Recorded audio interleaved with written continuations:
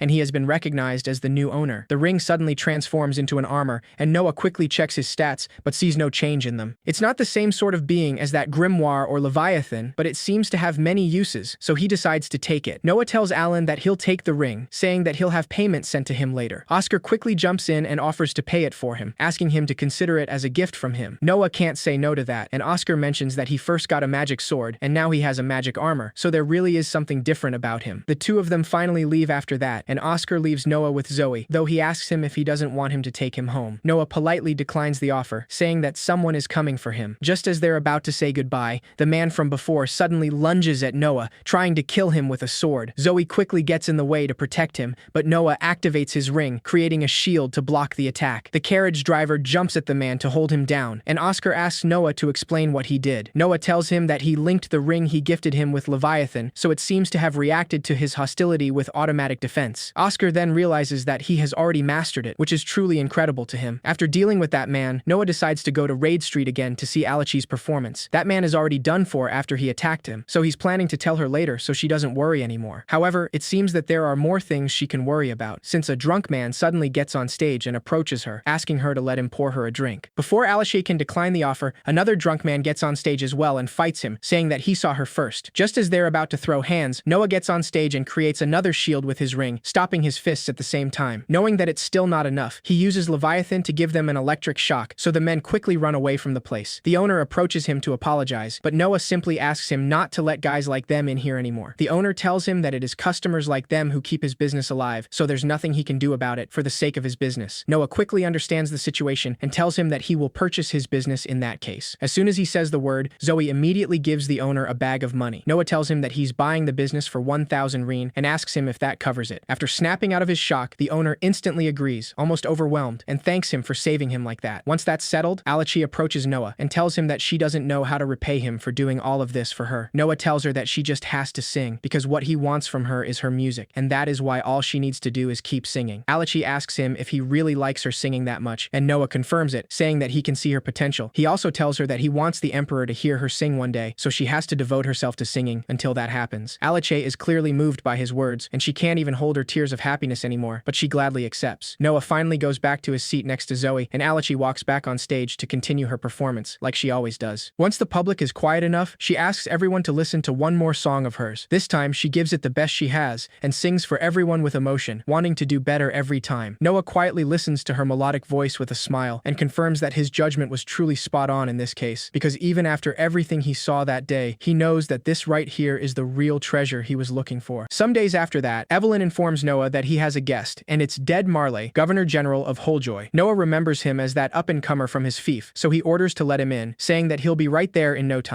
It is explained that the royal family has a custom of granting fiefs to princes so that they can learn about government affairs. For that reason, the people of each fief revere the prince serving as their lord as if he were a monarch. Dead Marley, who was born in Almeria but now works in a land called Holjoy, is no exception. He kneels before Noah and introduces himself, saying that it is truly a pleasure to stand in his royal presence. Noah asks him to have a seat, saying that there's no need for such formalities, since this is the second time they've met. Marley affirms this because he actually introduced himself to him about a year and a half ago when the emperor appointed him as governor general. Noah asks him how things have been going since he was given an imperial order to manage flood control in Holjoy. Marley doesn't have to say a word because just his expression is enough to let him know that it isn't going well. Holjoy is a fertile grain-producing region in the bend of a large river, but it suffers from flooding on occasion. The emperor appointed Marley of Almeria, the home of the Water Clan, to govern it in hopes that he could stabilize it. Noah asks him what the problem is, and Marley explains that they haven't received any funding, and they can't use money they don't have. Noah tells him that he should have some funding, because it was an imperial order. Marley explains that the home ministry keeps coming up with excuses, so there's nothing they can do about it. Noah quickly understands what's going on, so he stands up and asks Marley to follow him. In no time, he visits Maverick, the Minister of Finance, and mentions that Marley told him that he's been delaying the distribution of his funds. Of course, Maverick denies this, and clarifies that there's a very good reason for not giving him the money. Noah immediately asks him to be silent if he's going to say that a child wouldn't understand. Maverick is taken by surprise, so he quickly lies and tells him that he wouldn't say something so rude. Noah then asks him to explain himself, and Maverick tells him that Holjoy suffered flood damage yet again last year. Their kind emperor's heart hurts so badly that he granted them a whole year of tax exemption, which means they have leftover tax money, and it is the Ministry of Finance's opinion that they should use that. After hearing that poor excuse, Noah asks him if he's belittling him, and that shocks both Maverick and Marley. Noah states once again that Holjoy had a flood, and the emperor gave them a tax exemption because they had no money to pay. It was kind of him, but that itself is the core of the issue, and he's talking as if they have that money, which makes him wonder if he's belittling him. Maverick quickly stands up in panic and clarifies that that's not what he meant. He nervously explains that he can't send them money right now because of the plan to build the emperor's summer retreat. The emperor is not young anymore, so he should spend his summers not in the hot capital, but in a land that's just a little bit cooler. However, although it's only a retreat, it is for the emperor's use, so naturally, it will be a royal villa. In short, they must build a city that he can call his villa, and that requires a vast amount of money. Marley feels frustrated because if he's bringing the emperor into this, there's no way to refute. Despite this, Noah instantly asks Maverick to be silent and warns him that he's committing a grave crime against the royal family. To say that a flooded region needs flood control, but he's building a villa so he can't spare the money, makes him think that he's taking his father for a fool. Maverick panics once again, completely terrified this time, as he tries to tell him that he misunderstands. He quickly gets on his knees, saying that he meant nothing of the sort, and this is clearly a misunderstanding. Noah asks him to distribute the funds in that case, or he'll have to go and appeal to the emperor himself. Maverick immediately tells him that there's no need for that, because he will supply Holjoy with funding right away, and it will get top priority. Marley stares at the whole thing in shock, realizing just how amazing Noah is, because he got the Minister of Finance to yield without lifting a finger. Without hesitation, Marley tells him that he has his utmost admiration and that the way he negotiates is brilliant. He caught him in his gaffes and contradictions with his verbal mastery, so he's ashamed that he was foolish enough to put him in this position. Noah then understands that Marley thought that because he's a prince, he could use him to force his demands through. Right after the issue is solved, Marley hurries back to proceed with the flood control measures. Noah is summoned by the emperor right after that, so he hurries to see his father. The emperor tells him that he can relax, and decides to start by saying that he did a good job about Holjoy because he heard that he thoroughly routed Maverick. Noah is clearly surprised by that because that only just happened, but he already knows about it. The emperor tells him that information is a weapon, and one he should make a habit of keeping polished. Noah agrees, but clarifies that he only did what anyone would have done. His father admits that he's right, but tells him that what comes naturally does not come easily. There are many slick tongues out there who know how to use flattery, and not many people can do the right thing with natural ease. The emperor places a hand on top of Noah's head, saying that it's most impressive for a boy of only 6. When Noah is asked to stand up, the emperor can see what Leviathan looks like now, and it truly is smaller. Noah then confirms that his own mansion is also within the emperor's information network. The emperor tells him that the idea that he has fully mastered that magic sword, considering its dark history, can only be described as remarkable. Noah knows that if he hadn't stopped Leviathan back then, then, it would have killed everyone in that market, so it's clearly a dark history indeed. His father mentions that it would serve him well to learn the techniques to wield it, so he summoned an instructor of swordsmanship. Just then, a man named Damien Noble introduces himself, and the Emperor informs Noah that he's the Empire's greatest swordsman. It is said that there are none who can match him, so he must learn from him. Damien stands up and tells the Emperor that he would like to request a bout right away. Even though Noah is a child who still knows nothing, he only wants to observe his aptitude, not his technique. The Emperor accepts, so Noah already knows that Damien clearly has his father's trust. Damien wields his massive sword and asks Noah to come at him however he sees fit. Noah grabs Leviathan, and for some reason, the sword strangely reacts, but he still charges at Damien with no hesitation. After the first attack, Leviathan's memories start flowing into him, and it's the memories of all its past owners. Thanks to that, he manages to fight Damien, and even leaves him disarmed in a matter of seconds. Noah realizes that Leviathan truly is a magic sword that chooses its own master, and its previous owners must have been very skilled as well. Damien kneels before the Emperor and apologizes, saying that he has nothing to teach the prince. His strength and speed are indeed those of a child, but he used technique alone to disarm him. The prince already possesses the swordsmanship skill of a master, so it would be presumptuous of him to try to teach him, and he's soundly defeated. The Emperor quickly understands the situation, and he soon starts laughing with joy, saying that that was impressive, and Noah truly is something. That's why he decides that he'll make him head judge in this year's knight selection exam, because there is no one better suited for the job. Noah gladly accepts, saying that he will see this task through. The knight selection exam is an annual event involving participants from all corners of the empire. For this empire, a nation of warriors that treasures its military, it is said that the way of the warrior is the only path to success by merit. In the exam, the fighters who win their regional preliminaries meet in the capital for their final battles. The one who emerges victorious earns the title of knight and immediately joins the upper ranks of society. The first job of the new knight is to become a subordinate of the head judge, and Noah knows that with a talented knight in his service, he could become even stronger. The Emperor then asks how Noah will judge this event, and Damien explains that it'll be by either round robin or elimination, which is the first thing the head judge must decide. Noah says that he has one request, because he wants to do away with the regional preliminaries and do all the judging here in the capital before his own eyes. After all, the empire is vast, and he can't observe all the preliminaries in every region. He wouldn't want any strong candidates to be excluded for arbitrary reasons, and he doesn't want to overlook any talent. The Emperor easily accepts his request, asking him to do as he pleases. Soon after that, Noah asks Zoe if there are any knight selection exam participants in her village. Zoe confirms this, saying that there's one who is their simple village's lone gateway to glory, and the only one their village sends to the exam every year. Noah then tells her that he did away with the regional preliminaries this year, so they can send more if they like. Zoe hesitates for a moment, and tells him that it's nothing of consequence, but the reason their village sends only one challenger is that they can't afford the travel and lodging expenses. Everything costs more in the capital, so it takes donations from all of them just to send one. That one ends up shouldering all of the village's hopes, so they all get very serious about it. Noah doesn't need to hear anything else, and decides that he will do away with that too. After all, he wants to choose from among as many as possible, and he can't overlook any talent for such a reason. That's why he will cover all the travel and lodging expenses, so all challengers can participate. Zoe is taken by surprise, and she assures him that that would make everyone in their village very happy, but it would surely cost a great deal of money. Noah tells her that it doesn't mean arranging everything from nothing, and he asks Dylan to find out how many vacant houses are in the capital, because he wants to buy them all. It's great if that's enough, but if it isn't, they'll build a dormitory of sorts to fix the problem. Noah also asks him to talk to all the merchants they have connections with, and says that he'll go out of town as well. Soon enough, Noah meets with Byron Allen, but he's not satisfied with his estimate, because they're talking about food for the duration of the exam, and his estimate would leave him with a deep deficit. Byron doesn't deny it, but clarifies that this is a request from the 13th prince himself. Noah tells him that he knows that he's lying, because merchants don't give money away out of mere compassion. Without beating around the bush, he asks him what he wants from him, and Byron is surprised that a boy his age, and a noble at that, understands the world so well. Noah tells him that it's more like using money wastefully is part of his job. Byron admits that he never ceases to amaze him, and he finally decides to tell him what he wants. He mentions that there is a palace employment exam, run on roughly the same scale as the knight selection exam. That's why he was hoping he would know what sorts of people are hired. Noah quickly understands that he wants to put a girl in the palace, because if he had the support of someone in the palace, he'd be the first to hear any new information, and if she were to be ordered to spend nights with the emperor as a consort, the profits would be immeasurable. Byron quickly tells him that this has nothing to do with what he's asked of him, and he has already sent a token of his gratitude to his mansion. Noah admits that he's smart for sending advance payment, but he decides to give him one condition. If it's a girl he likes, he'll put in a good word, but it must be a girl he sincerely approves of. Byron thanks him and assures him that he will choose one who measures up to his standards. Just then, he kneels in front of him, saying that for a man like him, his kindness and keen perception elevate above all others, so he'd like him to allow him to add add the crest of the 13th prince to his store sign. Noah asks him if he will fully devote himself to his service, and both Byron and Cindy agree. Noah finally accepts, but he warns them that he will not tolerate betrayal. That night, he realizes that accepting Byron as a subordinate increased his stats, so if he keeps this up, he can get even stronger. Noah notices that one of his stats went down, and the SS on water is gone, which means something happened in Almeria. He immediately tells Zoe that he's going to see the Emperor, so she must tell the driver that they're heading for the palace now. Once in front of the Emperor, Noah informs him that there's been a change in Almeria. His father asks him how he found out, and Noah assumes that he knows about it. However, the Emperor clarifies that he merely noticed the signs. Noah tells him that what the signs indicated has indeed come to pass, and just then, a servant approaches the Emperor to inform him about something. Once he hears the news, the Emperor tells Noah that he truly is impressive because something indeed happened, and there has been a rebellion in Almeria. The Emperor asks him how large he believes it is, and Noah considers the fact that his SS just dropped to S, so it might look like it dropped by half. However, it only went down by one rank out of several, which means that it's a small scale at the moment. He decides to give that answer, and the Emperor tells him he's correct, because the report identified 5,000 rebels. Their numbers are low, and it's in his fief, so he wants to know if he has any intention of putting it down himself. Noah tells him that that's impossible, unfortunately, because he's still young and unfamiliar with combat. He doesn't know whether the soldiers would listen to him, so if they're to send a prince to subjugate it, he thinks it should be one of his older brothers. The Emperor wasn't expecting that answer, since he looked at the situation so objectively before refusing. Seemingly pleased, he decides to stand by Noah's judgment and choose another. He also asks him if there's one he would recommend, and Noah tells him that, of the princes, he believes Henry is the best choice. After all, with such low numbers, the orthodox approach is to suppress them head-on. As the most prudent of his brothers, he believes Henry is up to the task in this case. The Emperor tells him that he made a fine choice, and decides to summon Henry right away. Soon after, Henry is in a carriage with Noah and asks him if he's really sure about this, because it could have been his chance. The Empire is a nation of warriors, so a great achievement in battle now could benefit him later. Noah tells him that he is not well learned enough for such a sudden deployment, so even if he survived, many soldiers would likely die in vain. Henry mentions that he's calm and collected as ever, but just then, Noah senses a warning from Leviathan. He immediately knows that the enemy is here, so he orders stopping the carriage. Leviathan reacted to them, so it's him they're after, and he can't get his brother involved. Once the carriage stops, Noah jumps out of it, using Leviathan and his ring to surround himself with shields and block the sudden water attack that strikes him. The enemies are all water users, so Noah already knows that they're the Almeria rebels, and he uses Leviathan to take them all down. Once it's all over, Henry approaches the corpses, saying that it would have been useful to interrogate them. He had heard that the rebel army was centered around cavalrymen, but they apparently also had people like these. Noah clarifies that he didn't kill them, and explains that after cutting them down, he used Leviathan's threat to knock them unconscious, because people like these are too likely to take their own lives. Henry confirms that they're all breathing, and Noah tells him that he will let him handle them. The next day, Noah decides to meet with Byron, since he does business in the area surrounding Almeria as well. Before saying anything, Noah warns him that he can consider himself dead if he tells anyone this. Only then, he mentions that there's been a rebellion in Almeria, and he's been told that cavalrymen are the center of their forces. Noah gives him 10,000 rein and asks him to purchase all the horse feed in the fief immediately. Byron accepts his order at once, asking him if he should secure the standard rations as well. Noah tells him that they don't need them, because war horses are not raised in Almeria. According to his brother, the rebels' horses were purchased elsewhere, and there's only so much horse feed they could steal from citizens. Byron quickly understands that if they took the soldiers' rations, they'd start looting, which is truly a brilliant reasoning, and he decides to get started at once. The Emperor summons Noah soon after finding out what happened, and mentions that he was told that the assassins gave them useful information. The rebels apparently were trying to kidnap him as a bargaining chip. Noah mentions that it sounds like they gave in rather easily, so it's possible they're lying. The Emperor recognizes how clever he is, but he asks him not to worry, saying that there is a way to find out if one is speaking the truth. Noah knows that it takes a thief to catch a thief, but he's not knowledgeable in the ways of torture, so he'll just take his word for it. His father tells him that he did a good job, because if he had been captured, the Empire would have been forced to make a difficult choice. He also mentions that setting his sights on their horses was brilliant. That takes Noah by surprise, because he only just now gave the order to buy up all the horse feed. This has happened before, but not this quickly, so it doesn't fail to surprise him. The Emperor says that anyone could have had the idea to use starvation tactics, and in fact, Albert had just suggested starving the rebels to make examples of them. However, Noah realized that it could cause them to attack their people, and chose to starve only their horses, with his own funds, no less. The Emperor kneels to place a hand on Noah's shoulder, saying that his ideas and ability to act on them are truly most impressive, and that is not an easy thing to accomplish. Noah is really surprised by his praise, so he makes sure to thank him, and his father tells him that he must reward him somehow. After thinking about it for a bit, he decides to permit the addition of a sword to Noah's crest. That shocks Noah even more, because the Empire is a nation of warriors, so adding a sword, the symbol of a warrior, to one's crest without the the Emperor's permission is sacrilege, and it may even be punished by death. On the other hand, being granted the Emperor's permission to add one is among the greatest honors one can earn. The Emperor asks Cruz to issue the proclamation, and Noah thanks him for all of this. Later that day, Byron meets Noah to inform him that there are only so many types of feed designed to be transported, and they know the route used to bring it in, so it won't be difficult to buy up all of it. Byron also mentions that Carfun, the leader of the rebels, is extremely tenacious and will do whatever it takes to achieve his goal. He's certain it's nothing he needs to worry about, but he should be careful either way. Evelyn suddenly interrupts them to inform Noah that there's a wounded man at the main gate who says he has an urgent report. Noah decides to go see what's going on right away, and he sees a wounded knight who kneels in front of him, saying that he serves as a decurion in the province of Adora in Almeria. He informs him that a rebellion has begun in Almeria, and his superior started an uprising, but he couldn't go along with it, so he fled to report to him. Byron sees that that was the urgent report, but unfortunately for that man, the prince already knew of it. However, Noah still thanks the man for informing him, and asks Evelyn to treat his wounds. Before leaving, he also asks her to give him a reward of 1,000 reen. That takes Byron by surprise, so he asks Noah what that was all about, because the information he brought isn't even useful to him anymore. Noah admits that that's true, but a mere decurion came here to inform him, despite the danger, so he has to reward his loyalty. Byron then understands that's why he promised him so much money, and Noah confirms it, also saying that he thinks he's worth it. Later that day, Zoe visits Noah's office, and he immediately notices how pale she looks. Zoe falls on her knees and nervously gives him a bag of money that looks to be around 500 reen. She explains that someone she didn't know gave it to her as a reward for getting him to drink a sleeping drug. Zoe gives him the small jar, and Noah quickly understands that she was supposed to mix it into his drink and then hand him over to them once he fell asleep. That makes him know that it's the rebels acting up again, which means that they truly want him. He asks her why she brought this to him, and Zoe tells him that she could never betray him because he helped her mother and her village. She soon starts crying, saying that they told her that she'd be killed if she didn't do what they wanted, but she just couldn't betray him either way. Noah easily understands the situation and decides to give her a reward, saying that they tried to buy her betrayal for 500 reen, but she didn't do it, so he'll add a 0 to that and give her 5,000. Zoe clearly wasn't expecting that, and she tries telling him that she can't accept this much, but Noah insists and asks her to take it. Zoe cries even more and accepts the money gratefully, saying that he is truly a generous master. Noah quickly moves on and tells her that there's something he wants her to do. Zoe is completely willing to do anything he asks, but she's surprised when Noah tells her that he's going to drink the sleeping drug, and when he falls asleep, he wants her to take him to them. And then, he wants her to run and hide immediately, because they'll try to silence her if she sticks around. Zoe doesn't understand what he's planning, but soon enough, Noah wakes up somewhere else, hearing a conversation from the rebels. One of them complains about the job, saying that one stab with that creepy little dagger would be enough for all of this to be over. The other rebel reminds him that that's supposed to be a last resort, and says that they can't go wrong if they do what Carfun says. Noah knows that they're his captors for sure, but he still doesn't know what his situation is. He soon finds out that he's bound at the hands and feet, of course, but he was right to hide his weapon in his ear because they would have taken it otherwise. They also didn't take his ring, and thanks to that, he can easily cut the ropes and set himself free. Once his eyes properly adjust in the dark, he realizes that he isn't in a room but the back of a wagon. Since he was completely unconscious during everything, Noah asks Leviathan to show him its memories. The sword instantly responds and shows him that a group of rebels broke into his office as soon as he passed out. Zoe ran away without hesitation, just like he told her to do, and the rebels had no time to chase after her because they had to get Noah out before the guards caught on. They immediately took him to the back of the wagon and escaped without wasting any time. Noah understands the situation after seeing Leviathan's memories, so he finally stands up and faces the rebels with his sword. None of them see him as a threat, of course, and they're just annoyed at whoever tied him up so poorly. Noah takes a step closer, so one of the rebels draws his sword as a warning and tells him that his big brother saved him last time, but a kid like him can't do anything against them alone. Before he can finish his sentence, Noah slashes him with Leviathan, taking his life in an instant. Noah mentions that this is truly a waste of time, because he was hoping he'd get some useful information, but they're just lackeys. The rebels immediately draw their swords against him, but Noah fights each one of them with ease, taking them down one by one. By the time he's done, Zoe arrives with a group of knights to rescue him, and Noah asks her what this means. Zoe nervously apologizes, saying that she knows that he asked her to hide, but she was worried about him, so she came to save him, though it looks like he already took care of the situation. Noah speaks to the captain of the knights and asks him to take care of these rebels, because they're with the ones who attacked him a few days ago. The captain quickly follows his orders, and a dagger falls from one of the bodies. Before he can pick it up, Noah immediately asks him not to touch that, and orders everyone to step back. Once they do, he observes the weapon up close, and realizes that this is the dagger the rebels were talking about. There's clearly a lot of malice in it, and through Leviathan, he can sense a curse on it too. It's filled with the hatred of the one who cursed it, and for a moment, Noah can even see the face of that person. Everyone keeps their distance as Noah decides what to do, and he asks Leviathan if it can do this, saying that it should be easy for for a water magic sword like it. The sword responds by showing him a pair of fierce glowing eyes, so Noah asks Leviathan to show him. Leviathan releases its power right then, shooting a powerful water attack that crosses the sky and reaches the person who cursed that dagger, hitting the leader of the rebels in an instant. The next morning, the Emperor praises Noah once again, saying that last night, the leader of the rebels was pierced through the brow by a pillar of water that appeared out of nowhere. He knows that it was his doing, and he had his magic sword do it, no less. Noah confirms this, not surprised that his father found out so soon this time. He used the hatred in the dagger to guide Leviathan to the rebel leader with a long-distance sniping shot, and it seemed like it worked. After that, the Almerian rebels, having lost their leader, were quickly suppressed by 4th Prince Henry. Nearly all those involved in plotting the uprising have been arrested, so the Emperor's judgment is requested in deciding their punishment. The Emperor attends the audience and orders to ready the horses and cattle because every last one of them will be drawn and quartered. Everyone considers that an excellent judgment, and the Emperor tells Noah that they will pay at once for the crime of launching a rebellion in his fief. Noah kneels before him and suddenly asks him not to do that, which clearly surprises everyone. The Emperor asks him the meaning of this, and Noah explains that they must be punished in accordance with the law. According to imperial law, rebel leaders are to be cut in half at the waist, third-degree supporters and accomplices are to be hanged, and any others are to be beheaded for participating. Even if drawn and quartered is simply idiomatic, no such punishment exists in the laws of this empire. The Emperor reminds him that these people sullied his name, but Noah warns him that if the Emperor takes the initiative in breaking the law,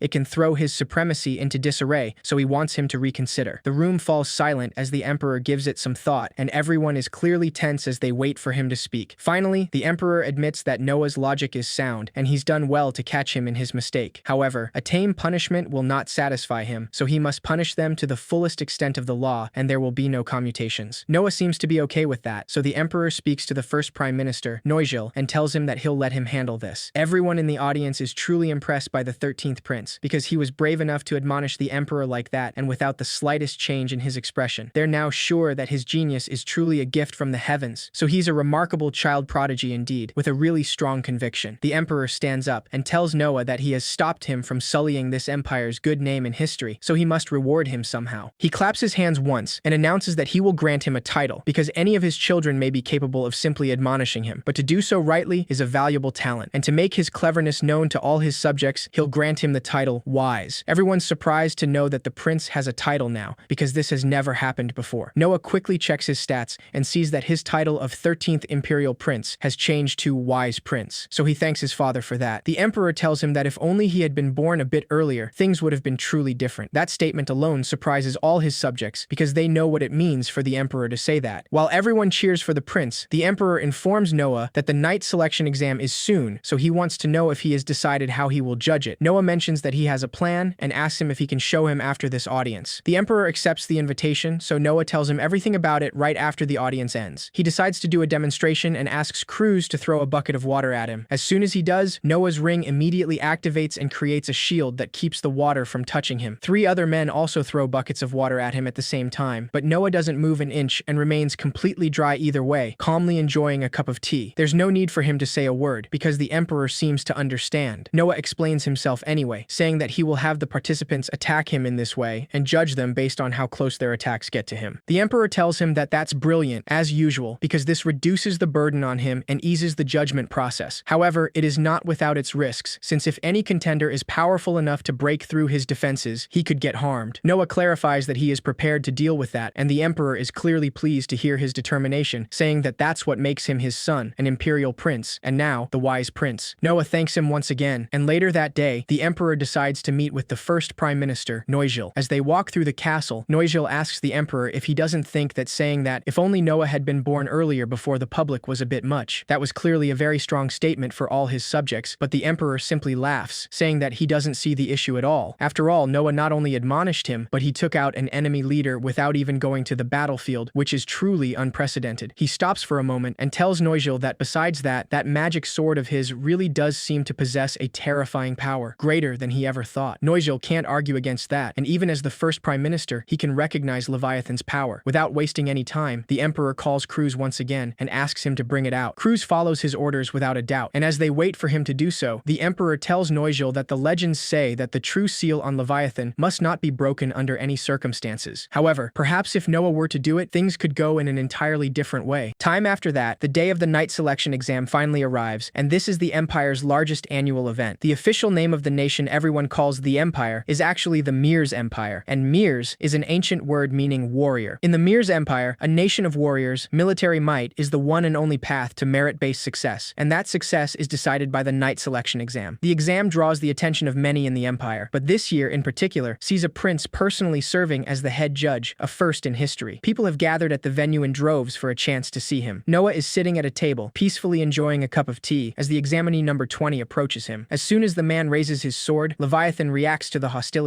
and Noah's ring instantly creates a shield to protect him. The examinee keeps trying to hit him multiple times, but the shield doesn't budge, and his sword ends up breaking. That makes him fail the exam, and everyone is sure that this is an impossible task, because no one can even lay a finger on the wise prince. Zoe brings him another cup of tea, and the emperor observes everything from the palace's balcony. Cruz tells him that this year's exam is considered far more exciting than those of past years. The emperor clarifies that what's important is the outcome, because the knight selection exam is for choosing worthy soldiers, and he looks forward to seeing what sort of fighter Noah will choose. After a lot of failed exams, the examinee number 152 comes forward, and this time, it's a powerful mage. After reciting a spell, the man attacks Noah with powerful burning flames that swallow him whole. He ends up exhausted after that, though, and to his bad luck, Noah is completely unharmed, being protected by a strong barrier. The man falls defeated, knowing that he failed the exam, but Noah simply takes another sip of his tea, noticing that the sun will be setting soon, and he has seen no particularly noteworthy candidates today. The host announces that the next test will be the last of the day, so a woman approaches Noah and mentally prepares herself before drawing her sword. She takes a deep breath, and then her expression shifts to determination, something Noah instantly notices. When she lunges at him with her sword, Noah's shield activates, but the tip of her sword manages to get through it, so she doesn't give up, saying that something like that won't stop her. The woman thrusts with her sword, using more force this time, until she manages to break through the shield entirely, turning it into pieces.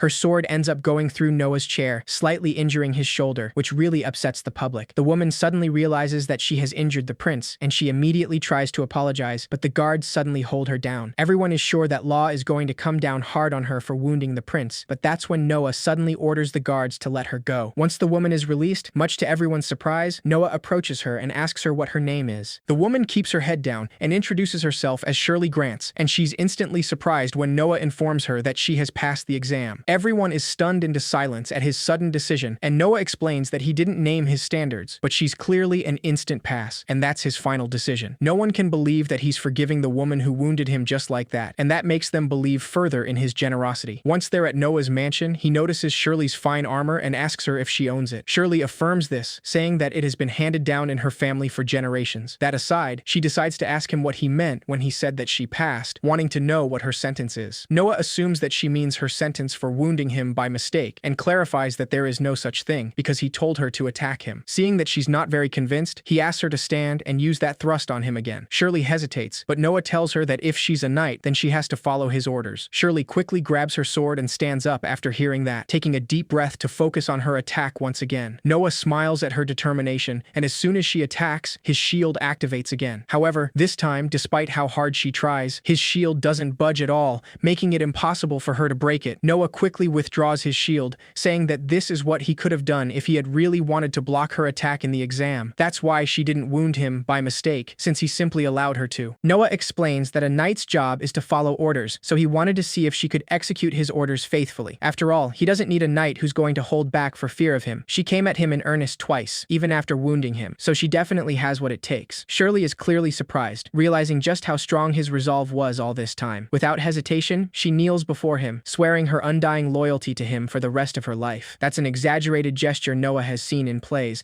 and he knows that it's not formally recognized, but it gets her intent across, so he accepts it. He quickly checks his stats, noticing that as far as people go, Shirley has raised his stats the most. Zoe then walks into the room with Good Croy, the Emperor's doctor, and Noah thinks that this is a bit much, since his wound is not a big deal. After the doctor examines his body, he mentions that the strike didn't hit any bones or organs, thankfully. Shirley is clearly relieved, and explains that she's impressed that a cut could be treated in that way, because there are no doctors in her village. Noah asks her what she does when someone's sick and injured in that case, and Shirley tells him that they have their elder pray for them or exorcise the root of their illness. As he continues treating Noah's wounds, the doctor mentions that that's quite common in poor villages. Noah mentions that the quickest way to become a doctor is to start as an apprentice. That's why he decides to give Shirley her first official order as his knight, saying that he wants her to bring the most clever, hard-working people from her village to him. He then asks Good to take a few of them as his apprentices, saying that he will cover all expenses. Shirley is clearly very surprised, and Noah asks her her to bring him anyone up to the task of being a doctor to examine villagers. She immediately bows to thank him, and Noah is taken off guard by her gesture, so he informs her that knights don't bow like that, and she needs to brush up on knightly etiquette. Despite his warning, Shirley simply bows at him again without thinking before he leaves. She spends the night in the mansion, and the next morning, Shirley puts her armor back on, ready to work as a knight. Zoe runs into her and asks her if she slept well, but Shirley confesses that she didn't since she was in an unfamiliar room. She mentions that even the servants' quarters are luxurious under a prince, apparently. Zoe just chuckles at that, and she decides to walk with her until they run into a group of maids excitedly talking about something. She asks Reina, one of the maids, what's going on, and she explains that they were just imagining what sort of lady might become their master's bride. That takes Zoe by surprise, and Shirley mentions that Noah is only 6 years old. Reina tells her that she's very naive for thinking that way, and explains that the other princes were married before they turned 15. One of the maids mentions that he could marry the daughter of Anjou of Almeria, since they're in Noah's fief. The other maids agree with her, saying that she would definitely be a good fit. Zoe is clearly uncomfortable with their conversation, since she considers it very rude. Another maid suddenly speaks, saying that that's just how loved the prince is, and she has seen all the cafes that have sprung up on the street in front of the house. It's because so many girls gather there, hoping to see the prince, or if they're very lucky, to catch his eye. Reina mentions that Evelyn says all the time that there is no prince anywhere who's kinder than Noah, and she knows that Zoe loves him herself. Shirley is a little surprised by that, and Zoe quickly tries to deny it, but Reina calls her a liar, saying that she even started studying magic lately. Zoe nervously tells her that she misunderstands, and explains that she just wants to be useful to him, and she's happy just to be able to serve him. She quickly excuses herself and leaves before they tease her any further,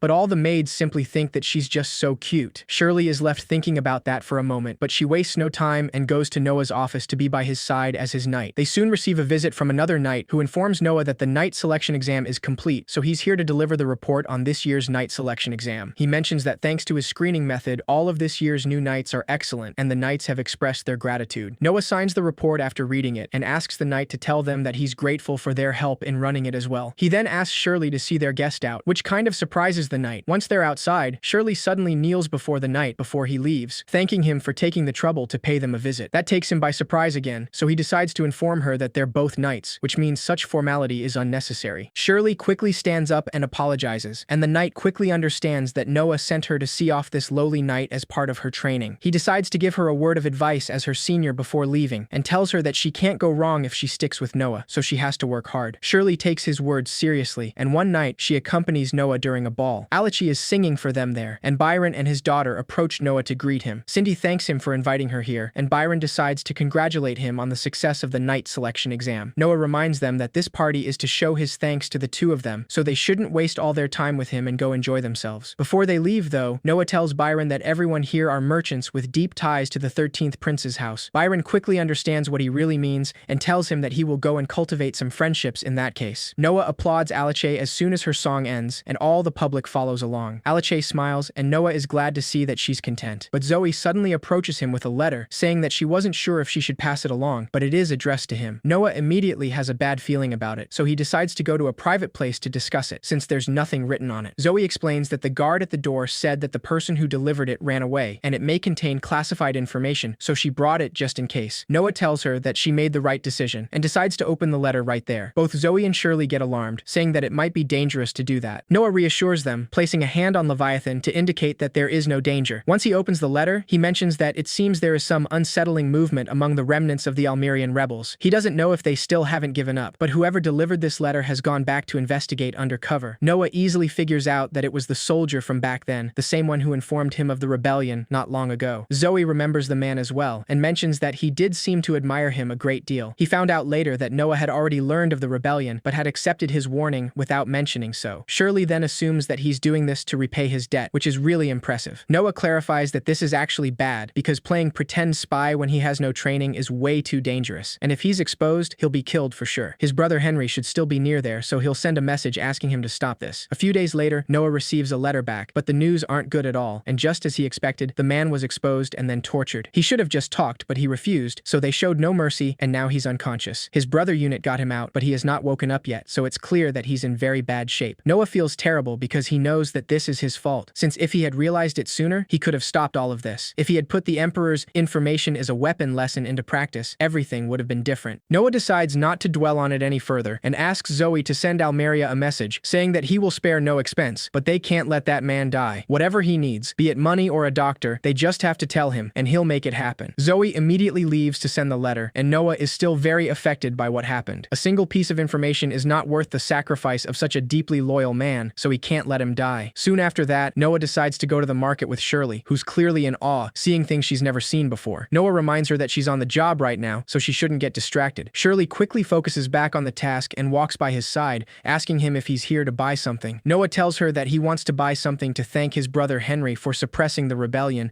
and for his letter. He decides to visit Alan's shop to find a gift, and he informs him that he received a shipment he's sure he'll appreciate. With a clap of his hands, a group of employees starts bringing different kinds of treasures and expensive jewelry. Despite the great amount of things they bring, Noah is only interested in one thing, something that's covered with a piece of fabric. Even though he doesn't know what it is, it surely doesn't feel the same as the others. Alan praises him for being sharp as always, since he figured it out with one look. The employees take the piece of fabric off, displaying a fine statue of the goddess made out of glass. Noah approaches the piece of art, saying that he didn't know they could make things like this out of glass. Alan explains that it was left behind by the uncommonly skilled artisan, Lindsay. As it is a lost art now, only 2 goddess statues like this still exist. Noah takes a closer look, and then decides to take it, asking him if 10,000 rien is enough. Alan tells him that it is more than enough, so Noah gives him a bag with a little more than 10,000 rien, saying that the extra is his reward for showing him such a fine piece. Oscar suddenly walks into the room, saying that when he came into the store, they told him that he was here. Alan welcomes him to the store, and Shirley bows again without thinking, since he's the 8th prince. Oscar notices the glass goddess statue, and he instantly knows that it's Lindsay's. Alan confirms it, saying that there are only 2 in existence, and he found the second. Oscar mentions that he has the other one, and as soon as he hears that, Noah decides to grab the statue, making it fall and break on the floor. Everyone freaks out for a moment, but Noah reassures Alan, saying that the payment is still his. He even gives him another bag of money for the trouble, and asks him to spread the rumor that the second goddess statue was found, but it was broken. Oscar is clearly impressed, because this will greatly raise the value of his goddess statue. Noah mentions that when it comes to treasure, the fastest wins, and it may be disrespectful to Lindsay, but if it makes his more valuable, then it's fine. There's a big difference between just 1 in existence and 2, after all. Oscar tells him that he didn't achieve that kind of mastery until he was an adult with his own fief. He finally leaves, saying that he'll thank him later, and Noah decides to choose a different gift. Alan gladly accepts, saying that he still has many more to choose from. Once they leave the shop, Shirley remains unusually silent, so Noah asks her what's in her mind. She explains that it's been nothing but surprises since she started serving him, especially today. She understands his reasoning, but to destroy such a treasure simply took her off guard. Noah tells her that it was only an object, and real treasures are nothing like that. It's more like those who risk their lives to bring him information, those who work their hardest to live up to his expectations, and those who swear loyalty to him and dedicate their all to being useful in any way they can. Noah clarifies that the real treasures are people, and that includes her, because she seems to have learned a lot about him in the past few days. Shirley is left speechless at that, because Noah is like the benevolent rulers she's seen in plays,